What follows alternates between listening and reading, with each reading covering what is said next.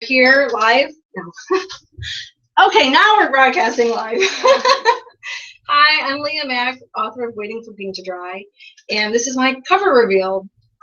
You're here live. I have a live audience here. We're at my home, and also you guys online. So anytime you want to join in, the hashtag is Waiting for Paint to Dry, and I should have my publishers are supposed to be joining in soon. I got a lot of emails and texts and questions sent in about the book, and I thank you guys so much for sending in all your questions. I don't know if I can talk and while y'all are taking pictures of me. I would love to wait for my publishers to. I've got Kimberly and Pennell from Pennell Publishing in Arkansas supposed to join us. We practiced this, of course, and I don't know if well, they're not here yet. So how about we start with some of the questions? I got, like I said, quite a few questions, and I really appreciate this. We have a question from Sabrina. Hi, Sabrina. Her question was, hold on, oh, glasses. Let's see. Oh, she found out about me and the book from the Survivor Manual. Angela Shelton's Survivor Manual. It's a blog online. It's for empowering and inspiring sexual assault victims to thrive and recover and heal from their trauma. So if you want to go to that website, survivormanual.com, I blog there quite often. I'll be blogging there all next month. But Sabrina's question is, how did I come up with this story? And how much of this story is fiction and how much is my own story? Well, I came up with the story. It was really kind of sporadic. I was in line at the airport with my son. We were going to San Diego, the two of us. He was 9 months old. And I can't think, and you can't really, I can't think when you're taking pictures of me. I'm sorry. I'm a writer. I can only do one thing at a time, evidently. Okay. They were going through my luggage because I got stopped in security, and all of a sudden I just had this thought of, what if?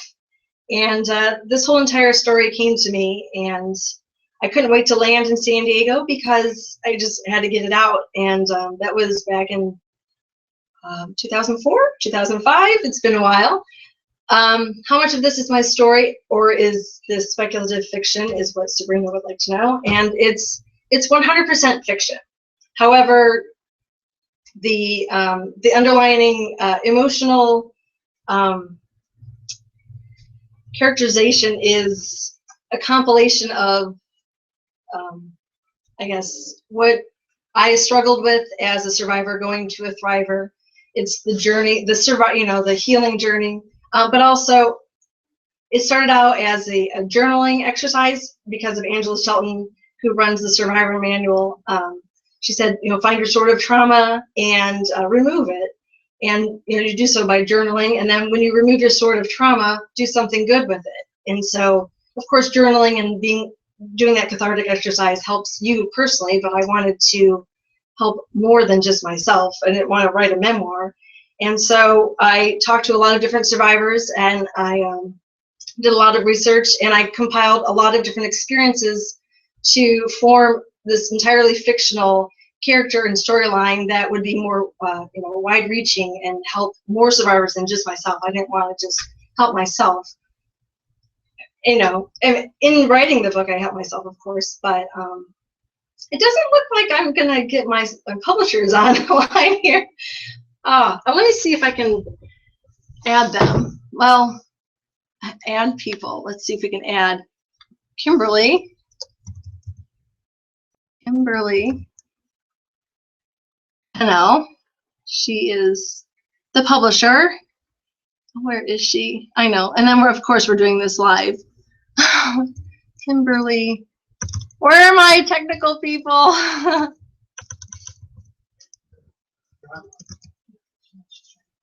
I'm trying to find my publishers. Invite. Okay, maybe this will work. And I really true. Oh, okay. Let's go to another question. I would like them to be here.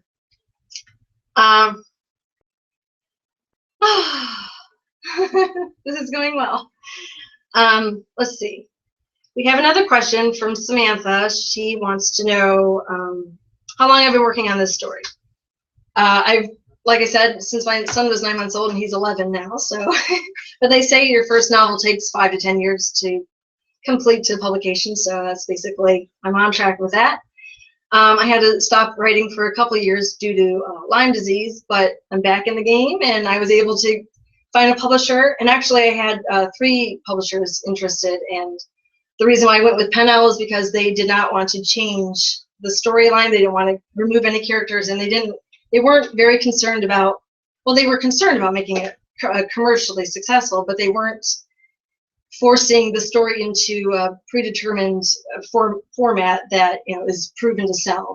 So I mean, the other 2, I had a literary agent up in New York and a publisher up in New York that was very interested in the book, but they wanted me to take out characters and remove chapters. And of course, as a debut novelist, that is like, you know, it's a dream come true to have someone from New York in the top 5 publishers to be very interested in your book. So I did everything, you know, under the sun to get the manuscript ready for them. But in doing so, it removed the soul and it removed the purpose of the book. And that's not why I wrote the book in the first place. I wrote the book with a purpose. So that's why I decided to go with Pennell Publishing. And it'd be really sad that we're all not very technically inclined, evidently. But we're live downstairs. We're live on. See, I saw this idea online and it looked really easy to do, but that's okay. Let's go to another question. Why not? Okay. Let's see. Jamie had a question. How did I come up with the characters' names and characterization for this book? Well, Jamie, thank you for your question. The characters, I could not formulate any characters in my mind until I had the main character. Once I had her, she kind of took over and took the reins, which is kind of interesting because at the beginning of the story, she is not someone who would do such a thing, but she knew where she was going to end up by the end of the novel. And so she basically dictated everything that when it happened in the book. And, you know, the idea that I had that kind of popped in my mind at the airport, you know, 9 years ago or however many years ago, totally derailed and went different ways because this character took over. And other writers will understand what I'm saying. The characters usually dictate exactly what you do with your story. So that's how. And the names, everyone's name was easy to come up with except for the love interest. So I did a, actually on my blog, which is my website's at Mack.com, LIAMACK.com. I did a contest back in the day, a long time ago, and a lot of entries came in, and I kind of compiled the name from that. So yeah, that's how we came up with the names and the characters. And let's see, does anyone here have any questions? Or I know I told you all to leave. How long did it take to do the publication process? Oh, the publication process. Oh, so much fun. Well, to all you aspiring authors out there, novelists, just write your book. That is not the hardest part, let me tell you. It took me a year to send out all the queries and find the perfect match for this book. Do you have any questions? Or? Oh, hi! There's Kimberly Pennell, my publisher. So it took You're doing so great. You didn't need me. I've been watching you all this time, but every way we tried to get in was a dead end. Oh, well, at least you're here now. Yes, but you don't need me. I need wine. This is Kimberly Pennell. This is she's the. I don't really even know your title, but she runs Pennell Publishing out of Arkansas. Half of Pennell Publishing. Yes. I seem to have 2 of you up here. I'm getting an echo, so let me see if I can turn the other you off. Okay, well, let me come up here and click on me so I can. There we go. That's good. Okay, now there's just one of you. I love that curtain. I love the shroud over your cover. That's so Well, cool. this ties into another question. How many? Maybe some. I already went through that question, and I go off on tangents. So if I don't answer it all the way, can you just, feel free to tweet me with waiting for paint to dry, and I have my technical gurus to the side of me will let me know that I have not answered the question that I tried. I used to own and operate my own mural painting business, decorative painting, and so this is one of my drop claws. Oh, Yeah, it's beautiful. they say write what you know, so that's why there's some artistic integrated in, some art integrated, especially paint into the book. You know your paint. Yes. Of course, my character's a lot better at it than I ever was, so that's okay. Do you have anything that you want to talk about, Kimberly? I'm here to learn and answer any questions that anybody has, and just see how it plays out. It's my very first cover reveal. It's my first Skype thing or Hangout or whatever this is. The Google Hangouts, yes. Google Hangout. My first Google Hangout. Is Duke with you? He's over there. He's the shy. It's a little nerve-wracking, but that's okay. I used to be a closet writer. Actually, the person responsible for the reason why this book is out is actually in this house today. She is downstairs. She, at my 30th birthday party, outed me as a writer. And at the time, I was not very appreciative, but Jamie, thank you so much for pulling me out of my writing closet, for sure. Because without that, I probably would just have a manuscript in a drawer, and I wouldn't be out here in public. So there are a lot of writers like that. A lot of writers who keep their stuff hidden away. They're afraid to bring it out, and many are inspired by one person who says, "You have a gift. You need to share it. Don't just keep it to yourself." But it really helps to have somebody push you in that direction because it's so scary at first. Yes, it is. And going through the publishing process, I have been beyond blessed that I found Pennell Publishing because, they understood the purpose of this book. They got me as a person, and I was able to interact with them in ways that I'm not sure I would have been able to had I gone with a big time publisher who told me what to do and kill off this character, remove this chapter, and now it's a soulless piece of commercial whatever fluff. But there's enough fluff out there. This novel has some would you say it has some experimental elements to it, or do you? Yeah, it's got some fresh angles. Yes. So it's got definitely. Can someone else click on the face? I'm like, my brother told me I was not being very PG about this. Sorry. Nobody's noticing, except your brother. My brother. But he knows computers, so I'll do it. There's little faces at the bottom. So does anyone? Let's see. How about Kimberly? Can you talk maybe a little bit about Pennell Publishing and I don't know, whatever you want to talk about? We started 3 and some years ago because we have an online Western short story magazine and wanted to do an anthology of the winning stories. Every month people vote on the stories, so we had 12 very good stories and wanted to do an anthology and decided we had the skills to put the book together, and we did. And people saw it and said, "Oh my gosh, you could do this book, my book. I have this book, and I'm really looking for somebody who will." I think you pointed out the creative freedom. We see ourselves as removing obstacles for authors to get their books out into the world, not to direct them, name them, push them in a certain direction, kind of to be like everybody else. We like to allow their creativity as much as possible. So we started working with some authors that we knew, and then one thing led to the other, and pretty soon we were getting submissions from all over the country and foreign countries, and some really good things, and we just got excited, and we so far have 51 titles published, and that's a heap of work in 3 years. But yes, and some easier than others, so thank you for being such a positive author. It helps a lot. It makes it easier for everybody involved.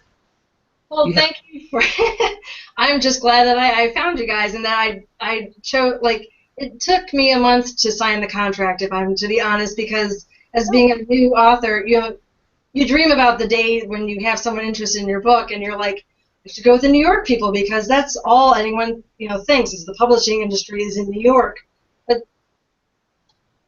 I had to read both manuscripts. What I had originally sent Pennell Publishing, and they loved, and they said don't touch it, and then what the publishers in New York wanted that was, the blueprint special. And like I said, the purpose of the book and the soul of the book died the New York way.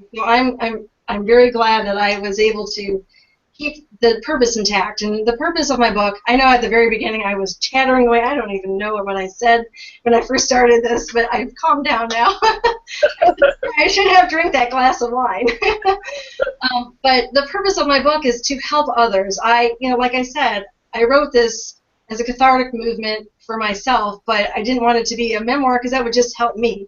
And what's the point? I wanted to help others, and because of Angela Shelton and the removing your sort of trauma and using your sort of trauma for good, I was able to say, hey, I'm going to use this, I'm going to write, because I've always wanted to be a published author. I'm not just a published author, but a novelist. Right. So this was the first story I could say, hey, I can beat this story up, and the publishing process is the blood of the blood, sweat, and tears of getting anything done.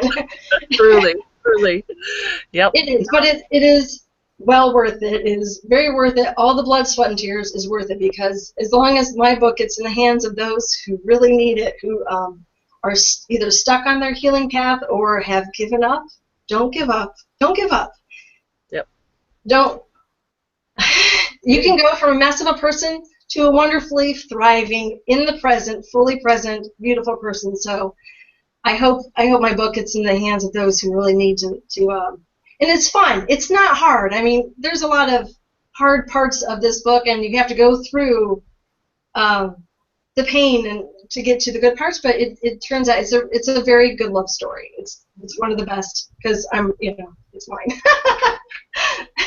You're not alone in that opinion. So we just love to get manuscripts of books that have something to offer, that aren't just light entertainment, but really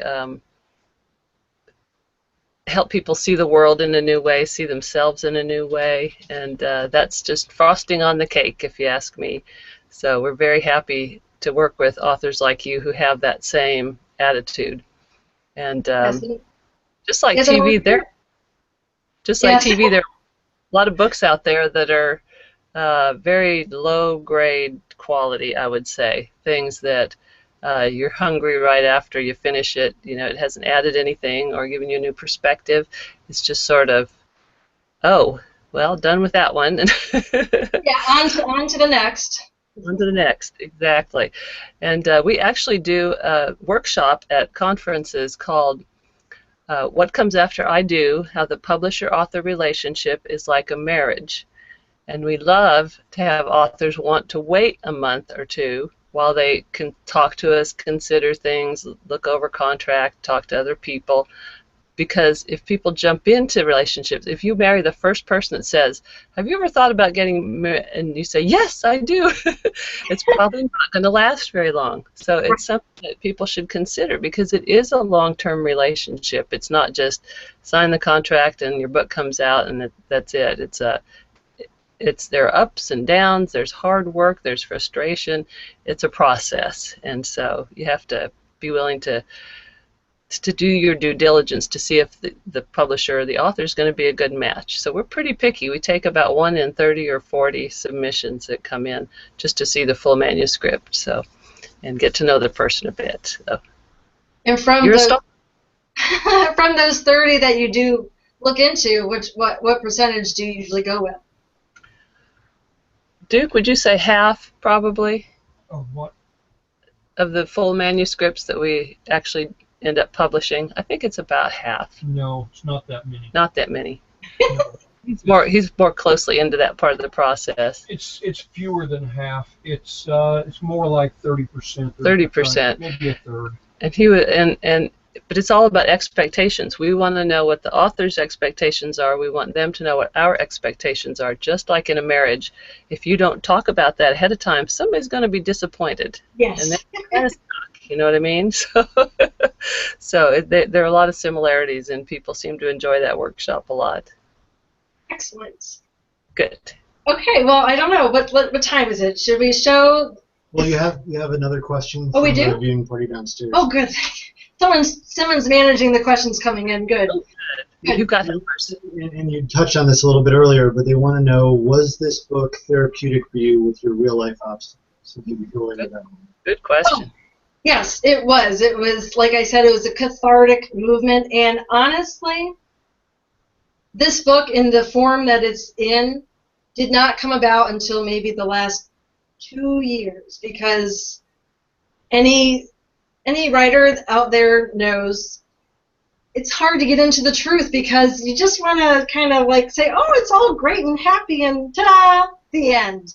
And then, of course, people who have, are trying to heal, they want to, ignore things or just stay away, or maybe, like, oh, this is what happened, okay, but, things like that. And so my first few manuscripts of this book were just, it was just fluff. It was, like you said, it was just like a quick read, and oh, she was in shambles, but then she survived, the end. And it's like, well, what's the process? And I really had to, and actually Stephen King's book on writing, you only need 3 words from that book. Tell the truth. And those words hit me hard, maybe 3 years ago, I guess. And I put those up on my office wall, tell the truth. And that's all I needed. And I went through and I slashed and burned that manuscript, and I rewrote tons of sections, and that was the most cathartic part, because I was lying to myself. And even though this is not my story, it's not. Like, this story starts on this woman's 30th birthday, and she's alone. She doesn't have anything. I had 2 kids, and I was married for, I don't know, a decade. I can't do the math. My husband keeps things together. So, like, there's a lot of similarities. I painted, she paints. I went through this personally, but her story is totally 100% fiction, because I wanted to make, and that's why I like talking to other survivors. That was very cathartic, and speaking with them and seeing what the process was. And what I found was the underlining process of what we all go through, trying to get from survivor, like from victim to survivor to thriver. It's all the same, even though your story might go this way and your story goes this way and these things happened.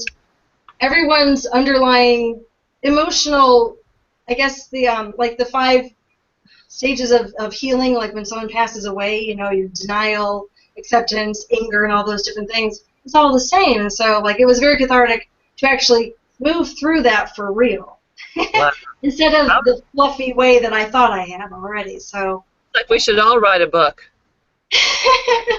We should all write a book. Everyone has a book in them. But maybe not everyone has it in them to be able to take the publishing process, or the editing process, because you have to edit your own manuscript hundreds of times before you ever let anyone else give it to anyone to, hopefully they want to publish it. Please, all aspiring writers, please edit your stuff 100 times before you send it off. You'll have a much better chance of getting accepted, because it takes a long time. It takes feedback from other people. It takes putting stuff aside for months at a time, and then going back with fresh eyes, learning more as you go, honing your craft. We get too many manuscripts that it's a first draft. Oh. It's clear it's a first draft, that they've never read it aloud. They've never really looked at it after they've gotten it on paper, and that's a big mistake. You have to take the time to, it's like if you're making a sculpture and you just take a hammer and kind of whack on some rock and say, there it is. To me, it looks like Michelangelo's David, but to everybody else, it's an ugly hunk of rock. So. Yes. And what does Ernest Hemingway say? The first draft of everything sucks. So. Yeah. Is that a direct quote? He says the first draft of everything is shit. Oh. So my brother, are the kids watching this downstairs? Okay, the first draft of everything is shit. That's what it is. Okay. That's what Ernest Hemingway. It's not my words, but it's true. And I would say like the 40th version of anything is still, you have to really go through it. But it takes good editors with a good, the best publishing relationship. Talking about you, Uh, Duke. What? I told Duke you were talking about him. He's the editor, Oh, yes. or he's the head of editing, I should say. Yep. The head of editing. Yeah, how many? Yeah. Okay, so I got a question here. When are we going to stop waiting? Uh-huh. What time is the reveal? And is this on purpose? All this waiting? Well, you know, if you've waited this long, you'll be able to read through the book and get to the good parts, because sometimes you have to wait to get to the good parts of life. So what are you going to do? Called But waiting for paint to dry. I know my friend's like, the next novel better be instant gratification. Okay, so Drum roll. drum roll. Okay, ready? This is the cover of Waiting for Paint to Dry. There we go. Woo! I love it. Can you push it back a little bit? Yes. No, the top of the screen. Yeah, oh, that's it. Okay, that's good. So this is the cover. Beautiful. It is beautiful, isn't it? It's nice and big, too. I think the colors are a little brighter in person. That looks a lot darker on my screen. I don't know about everybody else. Yeah, we had to mess with the lighting because there's so much sheen on it. So, but hopefully everyone likes it. Oh, here, I'll sit back. I was covering it. When my publisher asked me the one thing I wanted to see for the cover of my novel, I had no clue what I wanted to see for it, but I knew what I did not want to see. It was a literal representation of the title. And look what happened. The literal representation of the title was the perfect choice. So authors out there, don't get married to your ideas of what you like and don't like, because ultimately the publisher knows what they're doing, and you will come up with something that is so grand and so beautiful that you can't wait to see it in print. So I'm very excited. And it's very apropos to the novel because, you know, there's a lot that you're excited about, but you're not sure about it. And, you know, kind of like a Wizard of Oz semblance here. You know, she's in the gray and white, and there's color there waiting for her. Although if you can see, her eye is green. I love that part. It's really cool. It's not as bright green on my screen, so people have to get a copy of the actual book so they can see that green eye. Yes. The book is not this big, no. I'll be posting the image on Facebook. I'm at Leah Mack, author of Waiting for Paint to Dry. That I'm on Facebook. At Twitter, I'm at leahmack.com, L-I-A. No S in my name. And then Google Hangouts, I'll put it up there too, so everyone will be able to see it in nice, high resolution. Be sure to put it on your front door too. I might. I'll take it on the train. This is not me though. This is not me behind there. It's just a picture. But so, are there any questions anyone want to? You have time for more questions? I don't know. Like, how long does? Well, here's a quick one. Here's a quick one. Another one. Yeah. How would you describe? People are starting to ask not about the process, but about the content of the book now. Oh, How yeah. would you describe the main character of the book? The main character of the book, she is a mess. She's a mess, but she doesn't want to be a mess. And she knows what's out there, what's waiting for her, what life has to offer, because she wasn't always a mess. I can hear my voice, so it's kind of hard to concentrate. But my character, she wants so much, and she's waiting, and she's basically waiting for someone to save her. But as she learns, that's not the way we do things. It's not life. You cannot get anything good out of life without putting your own hard work into it. So she learns through the book. I don't want to give away too much, but she ends up being a really beautiful person and has a really wonderful life ahead of her. So I'm very excited. I am so excited for her to see the light of day.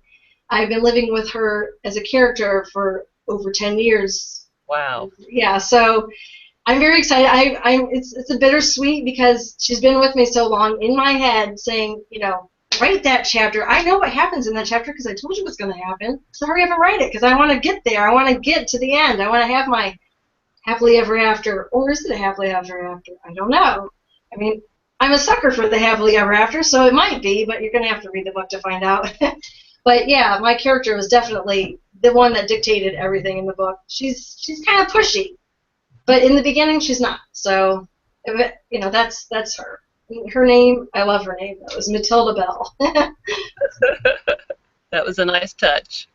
Okay. Do you have more stories to tell with these characters? Do I have more stories to tell of these characters? I do, because at the end someone else needs a little bit of help, but I'm not sure I want to write a series.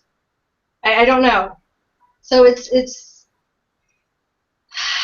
Just a sequel, maybe. It doesn't have to be a series. A sequel. people. Yes, and my daughter already came up with the perfect title for that book, so I'm thinking it might win out over all the other ideas. I told my husband, yeah, he made the mistake of asking me. He's an engineer type, so you can imagine our relationship, artistic versus engineer. He asked me one day what kind of stories I had in my mind, and I told him all the different novels that I want to write, and about 3 hours later, he's like, wow, no wonder you don't pay attention when I'm talking. You have all that going on in your head. So, That's but, why creative. I think I am going to write the sequel to this one. I have to talk to the characters a little bit more about where the direction of the novel is going to go, if that makes sense to non-writers out there. They'll let you know when it's time. Yeah.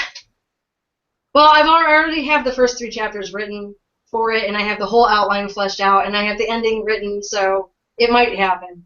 I have so many other ideas that I want to work on that I'm excited about too, so I feel like I kind of simultaneously work on everything until something grabs hold and just takes off. So I'm waiting for that moment. Waiting for paint to dry. Waiting for characters to talk to you more. I know. They were talking to me this morning. They're like, "You're going to reveal the cover, so now it's our turn." There you go. We have another. When does the book get? Oh, the book. I was wrong. I said March 28th. Pre-sales start April 28th. I'm really good at reading directions, so pre-sales start April 28th, and the actual day that it publishes, it's up to my publisher. I think. Can you hold on while I go look something up? Sure. I was thinking it was April 1st for the pre-orders to start, or today, either one, and then May 1st. But let me look that up. Okay. You can mute them, or I don't know, but May 2015. But there's another question. Where is the book going to be available? Since, you know, a lot of people, it's going to be available anywhere you can find a book.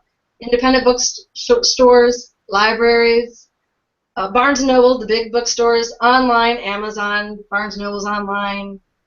So wherever you like to, like if you are a book snob like I am and you want the actual book but not pay for it, you go to the library and you get it for free.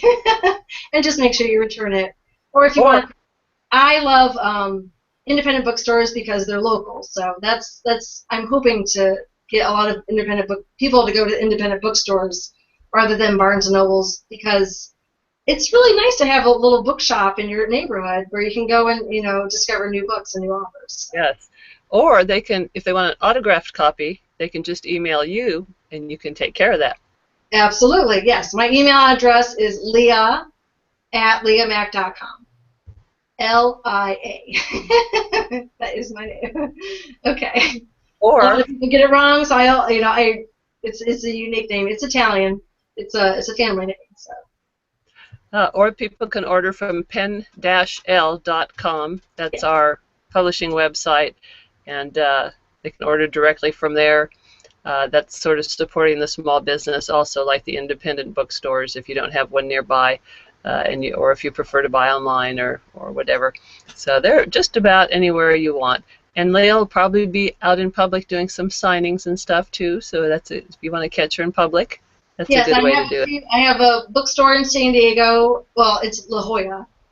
So it's right next to San Diego. They want me to come out. There's 2 bookstores independent bookstores in New York. I'll be up there. So I'll put on my website, leahmack.com, where I'm going to be and when, and then you guys can come over and get some pictures done. I'll sign a copy or 2. It'll be fun. And bring food, I'll be famished, and I will have forgotten to eat and drink.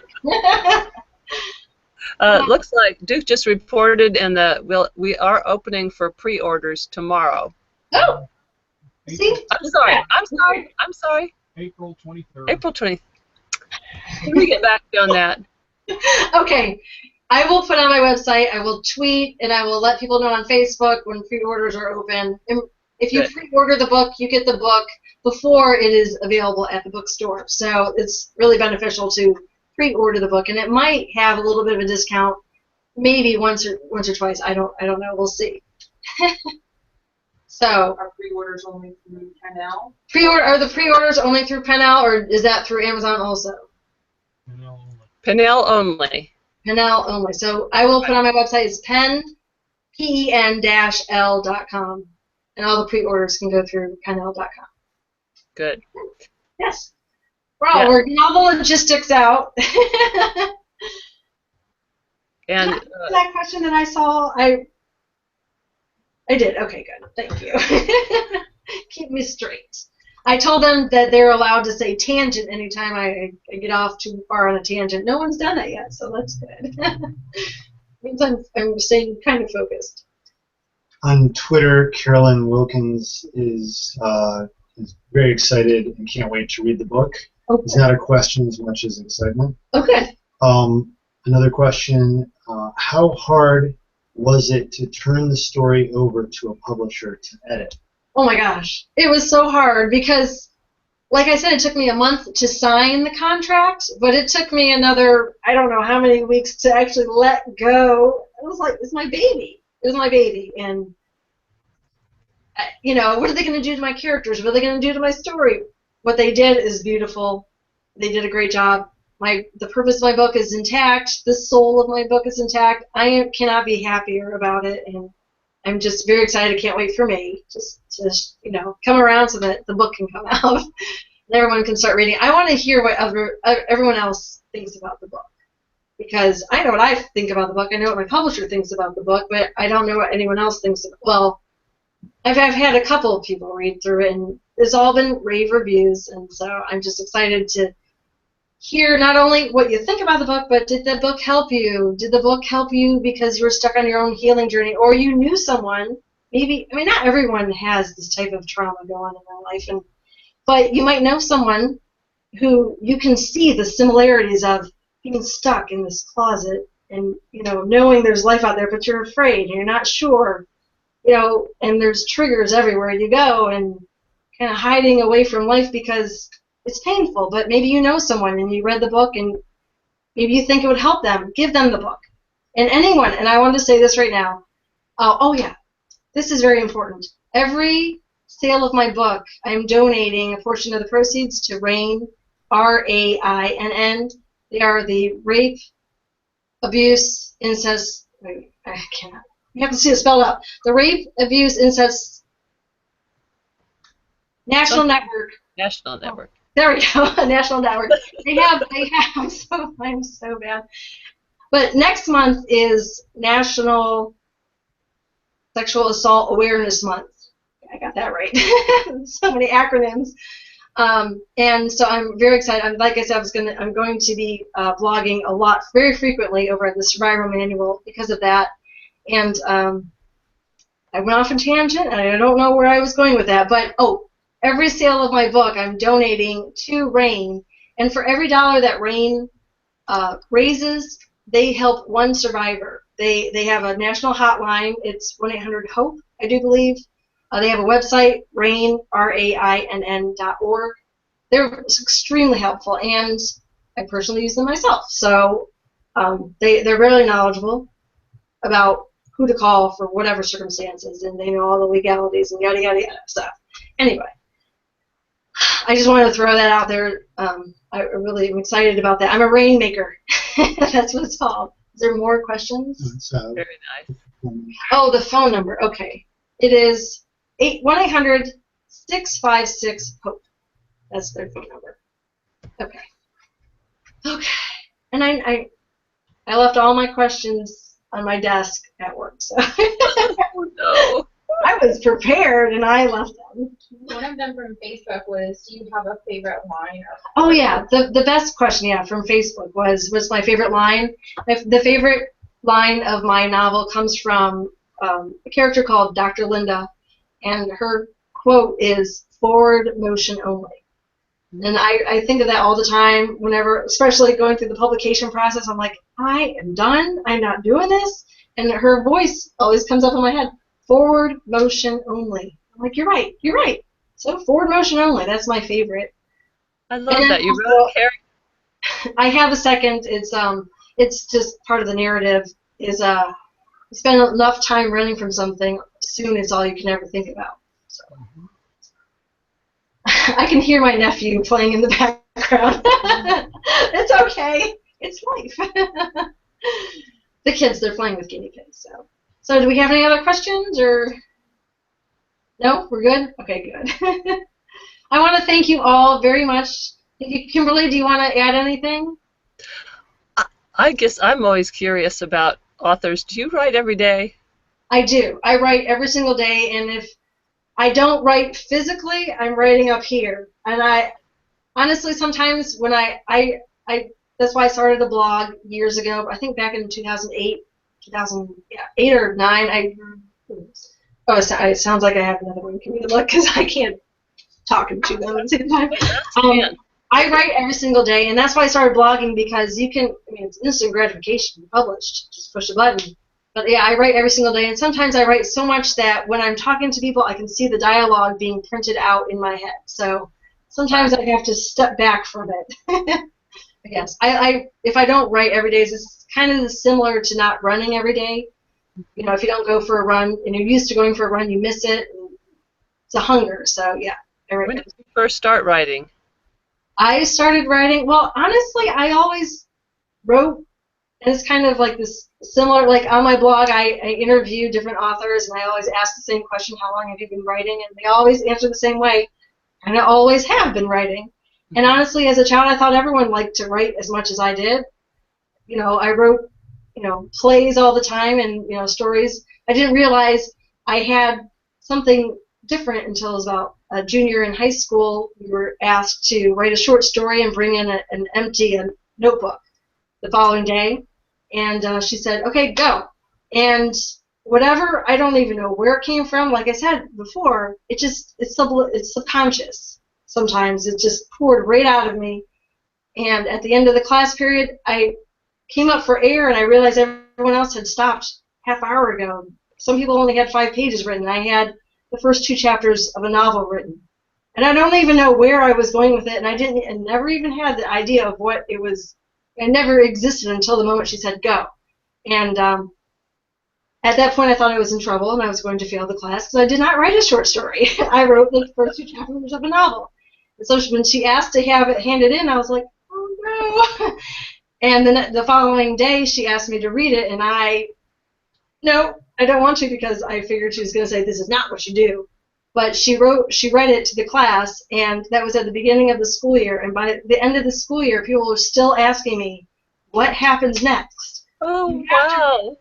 You have to write the rest of that story. And I'm like, I don't even know where it came from. They're like, it gave them chills, and they were just so excited about it. And people that, like, you'll never paid attention in class, by the end, like in May, they still remembered what I had written back in September, and they were asking and begging for me to finish the novel. And I'm like, I don't know what happens. You know, I was 17.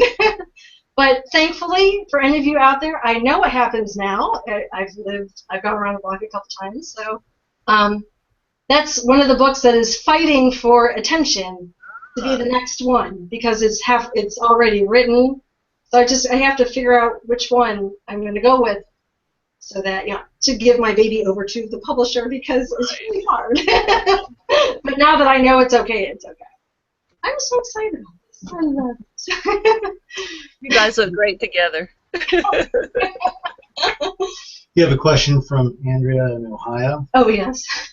She'd like to ask if you could talk about your book being great for book groups. Oh, my book is wonderful for book groups. And at the end of my book clubs, at the end of the novel, I have about, I don't know what it looks like in book form, but there's 3 to 4 pages of questions that book clubs can ask, like within their book club.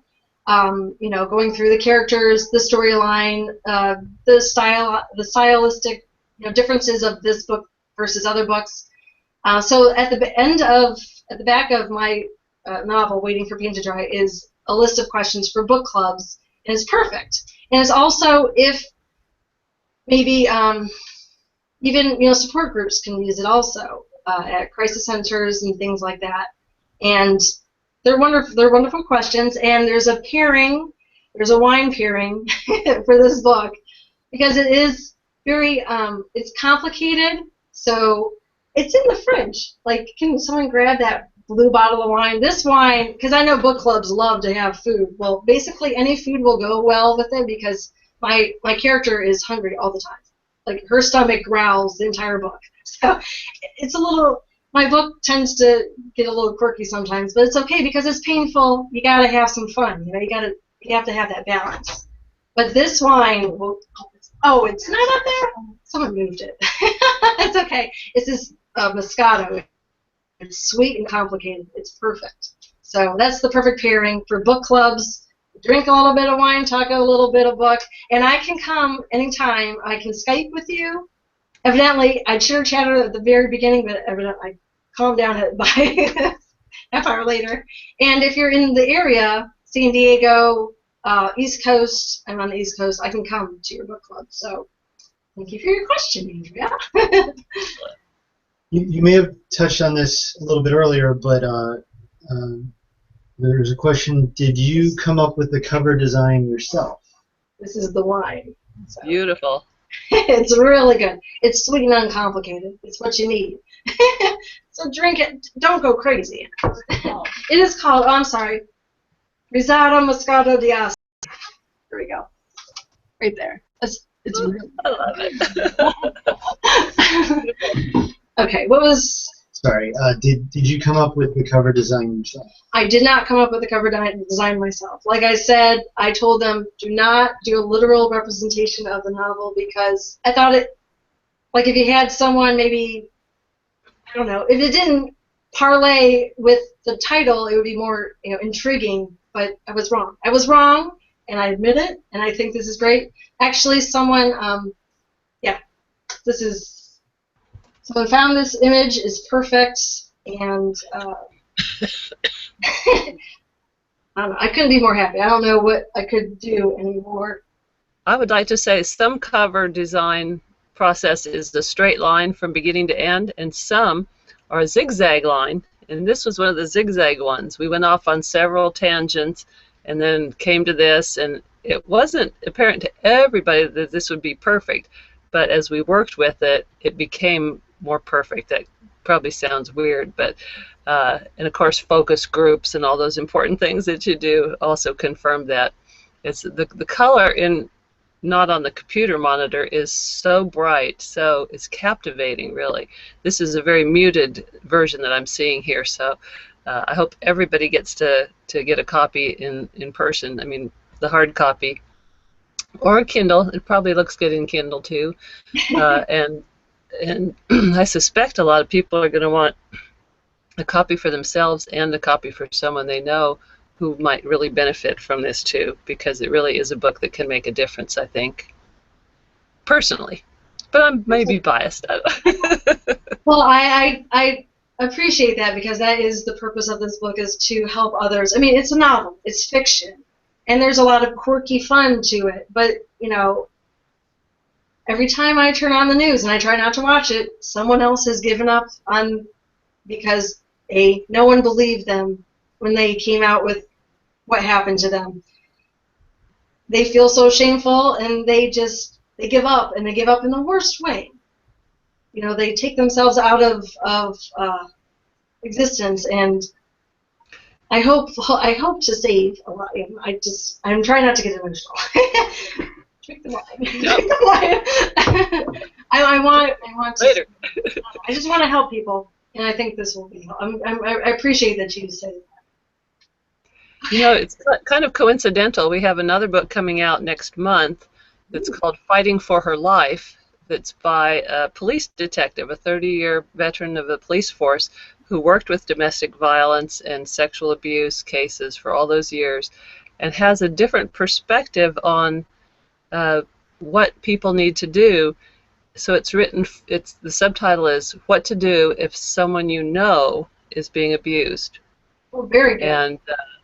And I think often we know someone, we may suspect there's something going on, but we have no idea what to say, what to do, and in many cases what people end up doing actually is more harmful. For example, an employer might say, well, we can't have this person who has a stalker after them, or a spouse or whoever in our workplace, so they fire the woman, and as though that's going to solve the problem. It really just makes it much, much, much worse. And so it's tips on how to know what the right thing to do is for everybody else in the community, not the woman herself or the man, because it does happen in a variety of ways, but for the people around that person to be able to come together and provide assistance. So it's kind of waiting for paint to dry and fighting for her life, or sort of back-to-backs that are coming out this spring, and it's exciting. That is We'll have to send you a copy for a blurb. Oh, I can't wait to read it. Okay, so. I think a final question. Okay. It was a question about your distribution channel. Maybe if you could just go one more time over where these books will be available. Obviously, you're going to post it on your websites. Yeah, Pennell, pen-l.com. If you want to pre-order the book, that's the only way to pre-order the book. In May, when it comes out, it'll be available. You can pre-order tomorrow. We've got that settled finally. You can pre-order tomorrow. I thought I read that email correctly.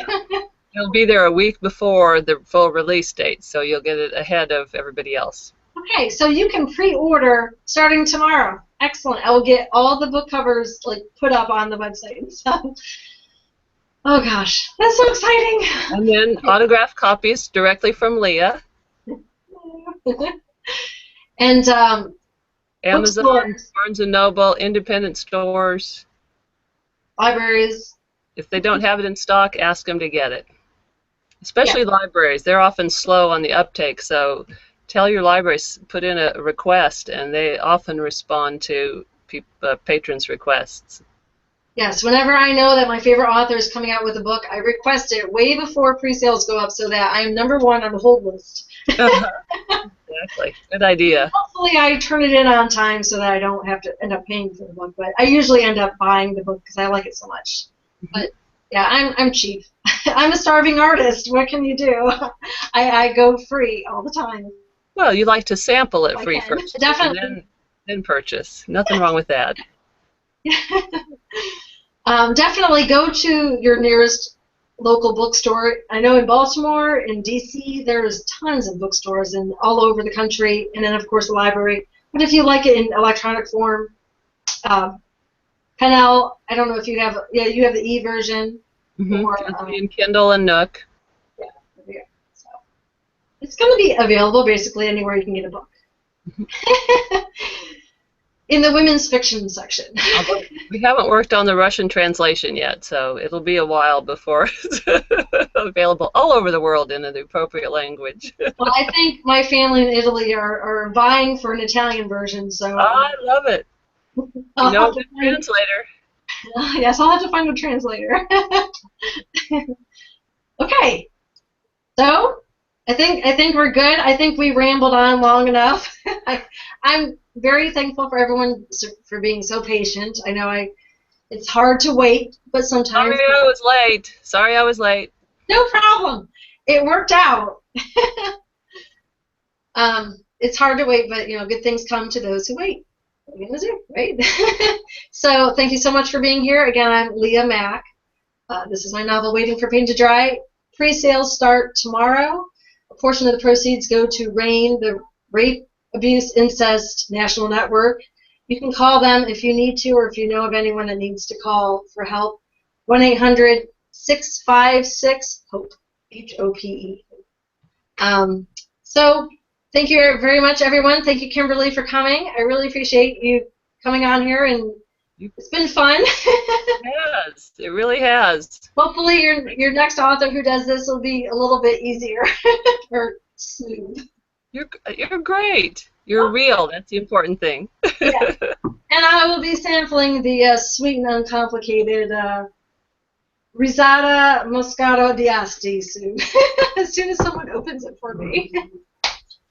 Okay, great. Well, thank you so much. Signing off. Night. Signing off, yeah. Bye, everybody. Thank you so much. Have a good day. Have a good weekend. Ciao. Ciao. Ciao.